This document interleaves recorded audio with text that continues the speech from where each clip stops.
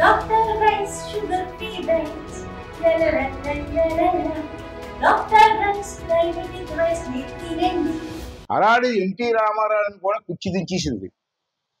ఒక్క 15-20 రోజుల్లో పోరాడి ఆత్మగౌరవం, తెలుగు వాడి ఆత్మగౌరవం నిదానంతో మళ్ళీ ఆ కుర్చీలు ఇందిరాగాంధీ వెళ్ళి బాబో నీకు నమస్కారం, కుర్చీలో కూర్చొని కుర్చీలు తీసుకోమని. అటువంటి ధీరుడు అవను ఎన్టీ రామారావు. మళ్ళీ ఆవిడే స్వయంగా కరువు పెట్టి నీ కుర్చీలు తీసుకో, నన్ను వదిలే. మళ్ళీ గవర్నర్ని మార్చేసి రామారావు కుర్చీ వెంకటేశ్వర నుంచి, అది నందమూరి తారక రామారావు. అటువంటి వ్యక్తి పోరాడాడు తెలుగువాడి ఆత్మగౌరవంతో. ప్రపంచం అంతా కూడా రామారావు సపోర్ట్ చేశారు ఆ రోజుల్లో. ప్రపంచం అంతా తెలుగువాడు ఎక్కడ సరే రామారావు జిందాబాద్ మాట్లాడారు. తెలుగువాడి ఆత్మగౌరవం గురించి పోరాడే వ్యక్తి నందమూరి తారక రామారావు గారు. అటువంటి వ్యక్తికి కేంద్ర ప్రభుత్వం భారత రత్న బిరుదు ఇవ్వాలని చెప్పి చాలా మందికి ఇస్తున్నారు. ఈ మధ్య భారత రత్నలో పద్మశ్రీలు అన్ని ఇస్తున్నారు, చాలా మందికి ఇస్తున్నారు.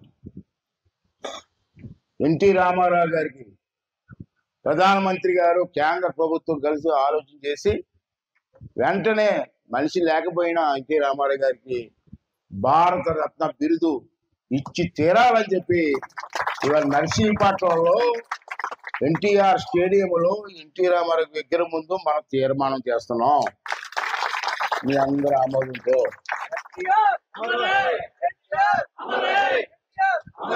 ఈ తీర్మానం నేను అక్కడ చేద్దాం అనుకున్నాను, ఆనాడులో నాకు అవకాశం రాలేదు. అందుకే మన నర్సీపట్నంలో మన పుట్టినూరులో ఈ తీర్మానం చేస్తున్నాం.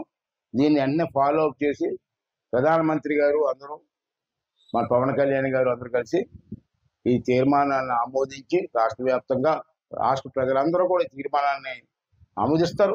రామారెడ్డి మంచి అభిమానం ఆమోదించి ప్రధానమంత్రి గారు దీన్ని ఆమోదించి ఆత్మగౌరవం అనే పదానికి ఎన్టీ రామారావు గారికి గౌరవాన్ని ఈ భారత రత్న అనే బిరుదుని మరి కేంద్ర ప్రభుత్వం ఇవ్వాలని, ఎన్టీ రామారావు గారు గౌరవించాలని చెప్పి ఈ సందర్భంగా మీ అందరి సమక్షంలో ఈ తీర్మానాన్ని ప్రవేశపెడుతున్నాను. మీ అందరూ కూడా చప్పట్లు కొట్టి ఆమోదించవలసిందిగా. ఇండియా పాకిస్తాన్ తాజా అప్డేట్స్ కోసం డౌన్లోడ్ చేసుకోండి RTV లైవ్ యాప్.